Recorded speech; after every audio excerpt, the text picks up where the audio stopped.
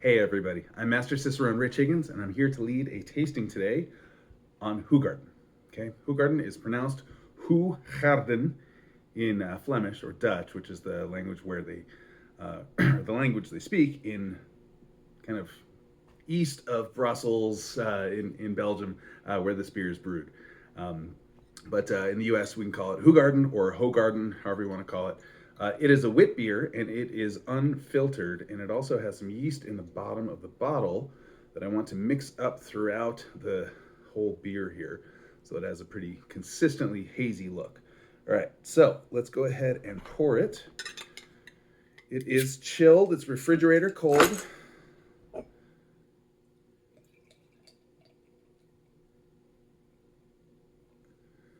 Okay.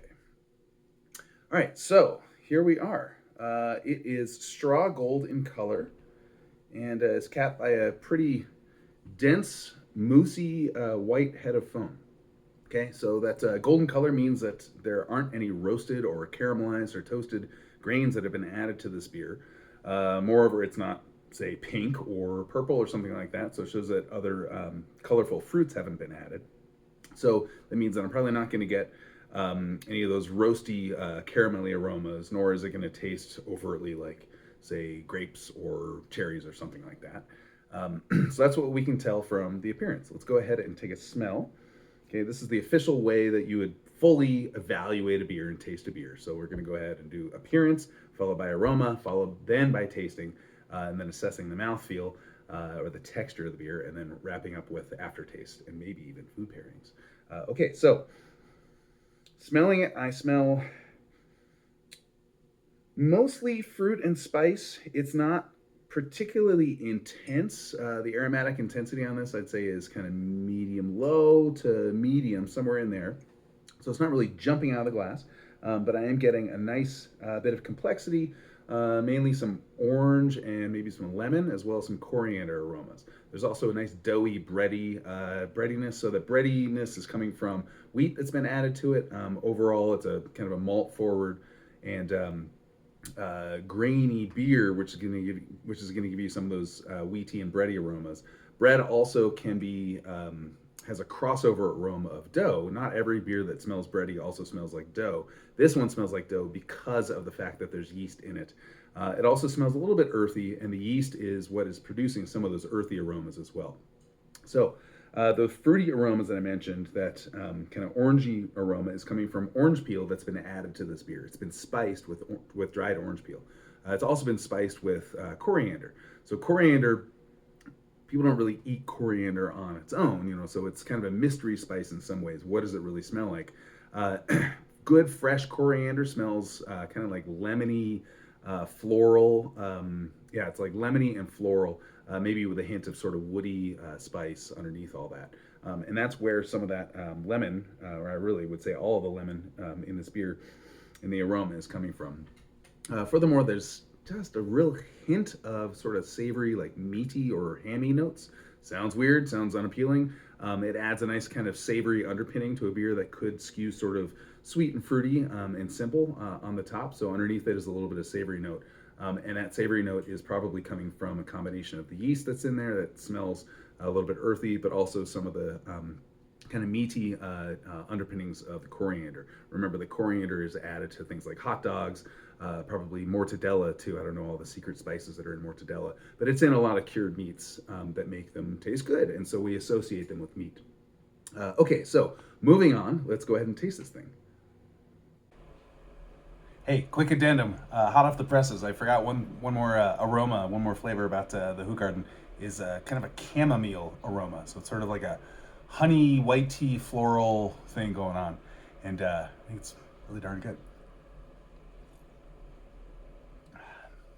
Yeah, yum.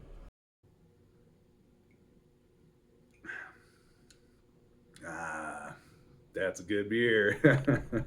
Yeah, that's fun. Okay, so when I taste it, we were describing things like orange and lemon. So to some people, they're going to think that's going to be super sour or super intense. The taste or the flavor of this beer is not really particularly super intense. It's very easy to drink. So it's not sour. Okay, so the orange aroma comes from dried orange peel that's been added to this beer. It's only there for an aroma. It doesn't add any sourness to this beer. All beers start out as sweet at the beginning of fermentation, and the fermentation is the yeast consuming those sugars and turning them into alcohol and carbon dioxide, sometimes other flavors too. So the beer has had most of its sugar get fermented out. Brewers talk about it being well attenuated. So it's an attenuated beer. So most of the sugar has decreased. So it's not a particularly sweet beer. It's not particularly sour. Hops are a great way of adding bitterness to a beer, and this beer does not have a lot of hops added to it. Belgium is not famous for producing beers that are particularly bitter, though they can range into the sort of medium range bitterness. This style of beer, though, has very low bitterness. So you're in the clear for both bitterness and sourness, and there's just a really low hint of sweetness, but you wouldn't really notice it unless you're really looking for it. When I go ahead and taste it, and I breathe out through my nose after I swallow, I get a real big hit of all those aromas that I smelled the normal way of smelling first. So there's something called orthonasal smelling, orthonasal olfaction, where you smell going in through your nose, and there's retronasal olfaction, which is when you breathe out through your nose after you swallow. And retronasal olfaction gives you even more of a rich, robust impression of the aromas that are in a beer. So as I breathe out, I get a lot of extra orange and lemon and some of the kind of bready, doughy notes as well. Okay, assessing the mouthfeel. It is both bready, so it's a little bit chewy. It's just a little bit like kind of doughy. It's got a slight bit more chew than a beer without wheat would have. That's most beers. Most beers don't have wheat in them, so they're nice and clean, crisp oftentimes, and quite yeah, they're not as sturdy as this beer. So this beer has just a little chew to it, a little bit of sturdiness that comes from the wheat. Additionally, there's a little bit of creaminess or silkiness, and that's coming from oats. So this beer has got barley malt added to it, but it also has wheat and oats added to it. So it's kind of a multi-grain beer, and that's traditional for the Belgian wit beer style. And so it's nice and yeah, it's got some smoothness, some roundness, and some sturdiness to the mouthfeel, despite at the same time being a nice, refreshing beer. It's not particularly alcoholic. It's 5% alcohol, 4.9% alcohol, and so it's quite easy to drink. But it's not thin and insipid. It's not, it's not boring. There's something to go on. Okay, so the aftertaste, I get a lingering kind of orange and lemon and doughiness without a lingering bitterness, without a lingering sweetness. The beer finishes pretty cleanly despite all those flavors. So overall, it's a harmonious, it's balanced beer. It's very enjoyable to drink.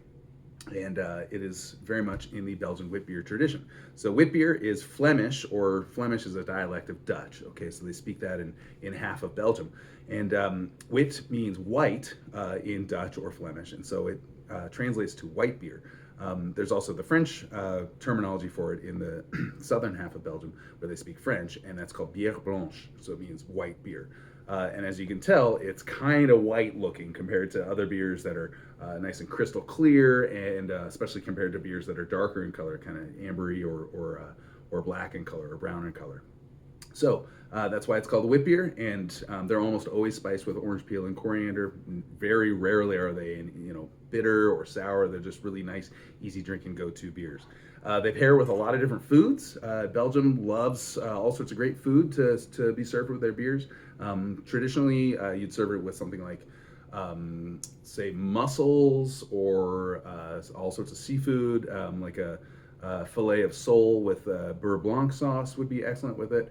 Fried seafood would be great with it. How about French fries, fried potatoes? It's going to be fantastic. But also cheeses. So this is great with salads, especially something like a goat cheese salad. And then in Belgium, in the pubs, they would serve it with a little bit of cheese, just cheese cubes like this, dipped in a little bit of celery salt. And that is delicious. And guess what it needs? It needs a little bit of this beer. Oh. That's pretty good. Okay, so thanks for joining me today for this little teaser, not teaser, taster, I don't know, description of Hoegaarden, a great wit beer. So cheers.